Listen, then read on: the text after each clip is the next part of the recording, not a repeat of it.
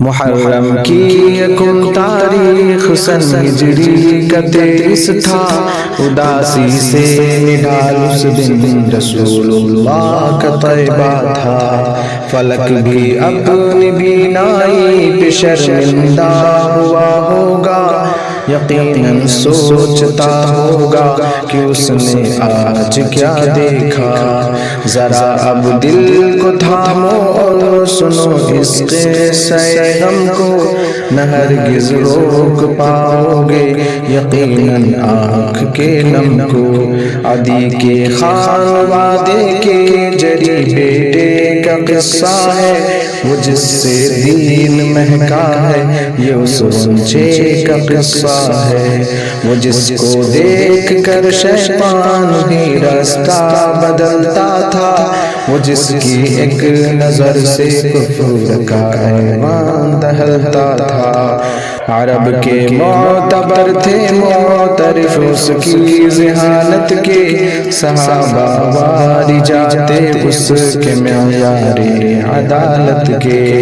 وہ 41ویں نمبر پہ مردوں میں ہوا مسلم، اسی سے روب سب کفار پر دین کا ہوا قائم۔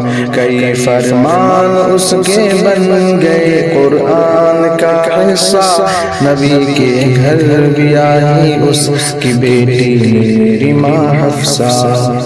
وہی لاکھوں مربع میل کا حاکم بنا لوگو، خلیفہ دوم ہر مومن نے دل سے کہا ان کو۔ رسول اللہ نے فرمایا نہیں ہے ہاں اگر ہوتا جو میرے بعد کوئی بھی نبی تو وہ عمر ہوتا۔ شہادت کی بھی دی پیشین گوئی پیارے آقا نے، احد پر جب وہاں ابوبکر اور فاروق عثمان تھے۔ خلافت آپ کی قائم رہی 10 سال تک ایسی، عدالت خود نظام عدل پر بھی رشک کرتی تھی، مگر ابلیس کی اولاد اپنا وار کر بیٹھی کہ جیسے سانپ کی وہ کاٹنے کی ضد نہیں جاتی۔ نماز فجر پڑھنے جب گئے فاروق مسجد میں، ابو لولو وہاں بیٹھا تھا چھپ کر جان کس ضد میں۔ وہ گھٹیا ذات ایک محراب کے پیچھے سے آ نکلا، نکل کر عین دورانے نماز اس نے کیا حملہ۔